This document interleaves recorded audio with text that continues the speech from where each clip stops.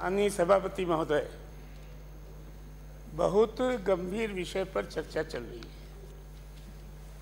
संशोधन एक्ट छोटा है लेकिन व्यापक उसके असर है।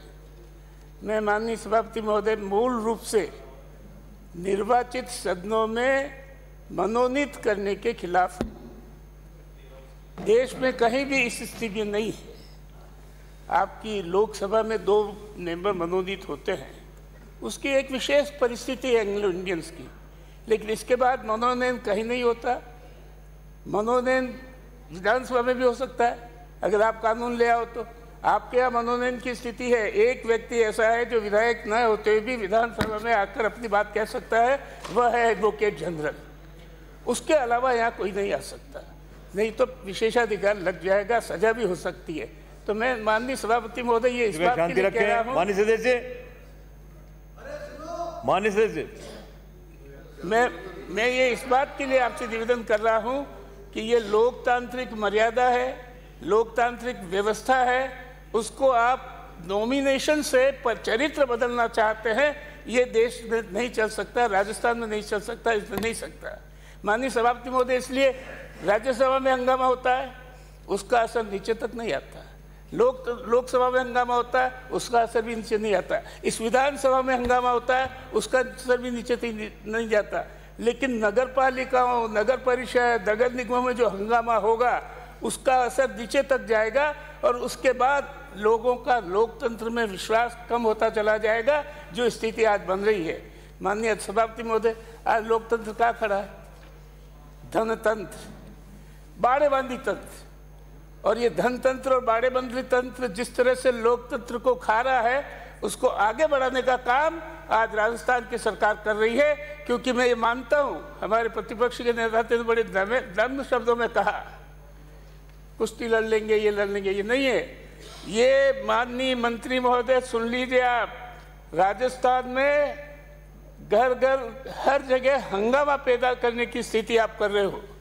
इस संशोधन से नगर पालिकाओं में, नगर परिषदों में, नगर निगम में हंगामे की स्थिति पैदा होगी और उस हंगामे की स्थिति के कारण कामकाज तो कुछ होगा नहीं, लोगों का लोकतंत्र से विश्वास उठेगा और जो लोकतंत्र धीरे धीरे तिरोहित हो रहा है, जो लोकतंत्र धनतंत्र में आगे जा रहा है, जो लोकतंत्र बाड़ेबंदी तंत्र के बीच में जा रहा है, उस लोकतंत्र को आप फिर से जो है ज़्यादा बढ़ाने का कार्य कर रहे हैं। ये उचित नहीं है। निर्वाचित सदनों में क्या लाभ है? मनोनीत सदस्यों का विशेष योग्यता वाले हर जगह हैं। आपके लोकसभा में भी आप विशेष योग्यता के नाम नॉमिनेशन क्यों नहीं करा देते? कि आखिर है क्या है? नगर पालिका चाहेगी, उनके इंजीनियर भी होते हैं, आपके यहाँ अधिकारी भी होते हैं, हर विषय पर वो कहीं से भी राय ले सकती है।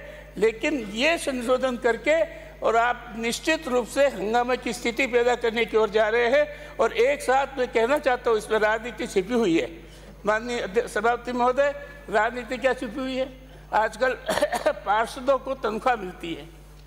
अब ये जितने नॉमिनेटेड सदस्य होंगे, चाहे नगर निगम के होंगे, चाहे नगर परिषद के होंगे, चाहे नगर पालिका के होंगे, ये नॉमिनेटेड सदस्य, चाहे हमारी राज होगा तो हम करेंगे, और आज कांग्रेस का राज है तो शांतिलाल जी धारीवाल करेंगे, माननीय मंत्री जी। और ये जो फौज खड़ी होगी वेतनिक कर्मचारियों की, ये सारे पार्षद पार्टी के वेतनिक कर्मचारी होंगे और इसलिए राजनीति का चरित्र बिगड़ेगा इससे। ऐसी स्थिति में मैं चाहता हूं कि स्थिति में आगे नहीं बढ़ाया जाए। मैं आपसे निवेदन करना चाहता हूं, आखिर क्यों आपने जो मनोनीत करने की आवश्यकता क्यों पड़ी? कहाँ पड़ी? किसने मांग की? आपने लिखा है जनता की मांग।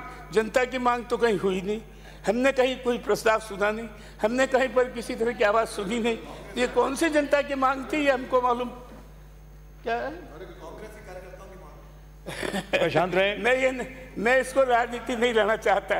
कांग्रेसी कार्यकर्ताओं ने मांग की या जनता पार्टी ने मांग की, मैं ये कहता हूँ कि किसी की मांग नहीं है, ये आपकी कल्पना है। क्योंकि आप राजनीति का चरित्र बदलना चाहते हैं और लोकसभा, नगर पालिका, नगर परिषद और नगर निगम में आप इस स्थिति पैदा करना चाहते हैं जिससे आपका सर्वत्र राज्य स्थापित हो जाए। कोई काम नहीं होगा।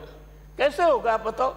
चरित्र बदलेगा। और चरित्र नहीं बदलने के साथ, जैसे प्रतिपक्ष के नेता कह रहे थे कि 2 आदमी काफ़ी है कुश्ती पैदा करने के लिए, और तो ये 8-8, 6-6, 7-7 जो बाहर से जाएंगे वो आपके निर्देश पर हंगामा जरूर करेंगे, क्योंकि सफल नहीं होना देना चाहते।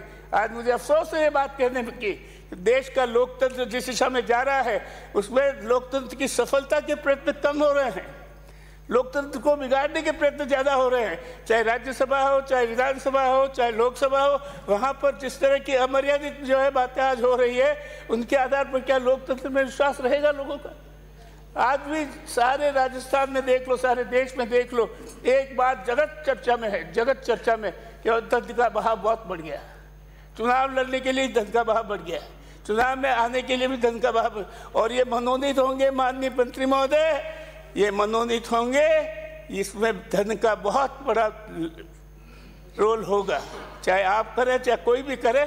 लेकिन धन का आज की जिस स्थिति में टिकटों के लिए जिस तरह का हम सुनते हैं राजनीति में, टिकटों के लिए, टिकटों के दिलाने के लिए जिस तरह की आज की स्थिति है, वो आज मनोनयन तो सीधा बिना फर्ज किए। अब ठीक है, जब विशेषाधिकार है कि भाई आपको जो है ये लोकतंत्र में वोट तो दे ही नहीं सकते, जब वोट नहीं दे सकते और अपनी राय दे सकते हैं, ये मुझे विरोधाभास जो है लगता है।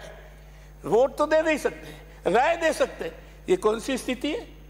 इस स्थिति से आमना सामना कैसे होगा? वोट देने का अधिकार नहीं और राय देने का अधिकार, उस राय पे वोट देने का अधिकार नहीं, ये लोकतंत्र के साथ मजाक है। और मैं इसलिए कहना चाहता हूँ कि सही है कि लोकतंत्र, इनको मत देने का अधिकार नहीं है, लेकिन मत देने का ही अधिकार नहीं है तो अपनी राय, ये भी एक बात उठी विशेष योग्यता। विशेष योग्यता तो मेरे में भी है, आप में भी है, विशेष योग्यता के लेकर यहाँ बैठा है सब, किसी न किसी विशेष योग्यता के, लेकिन हमारी विशेष योग्यता को असिस्टेंस मिलता है ब्यूरोक्रेसी से। ब्यूरोक्रेसी में हर स्तर पर आपको विशेष योग्यता वाले अधिकारी मिल जाएंगे जो आपको राय देंगे, आपकी नीतियां बनाने में राय देंगे।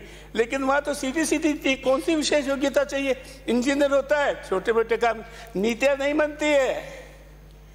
माननीय सभापति महोदय, नगर पालिका, नगर परिषद और नगर निगम में नीतियां नहीं बनती है। विशेष योग्यता वहाँ चाहिए जो नीतियां बनती है, वहाँ तो अधिकारी चाहिए। जिस तरह के अधिकारियों की चर्चा आज राजस्थान में चल रही है, आपने राजस्थान स्वायत्त सेवा अधिकारी वर्ग को कायम किया है, मैं चाहता हूँ उसको मजबूत कीजिए, उसी में होगा सब।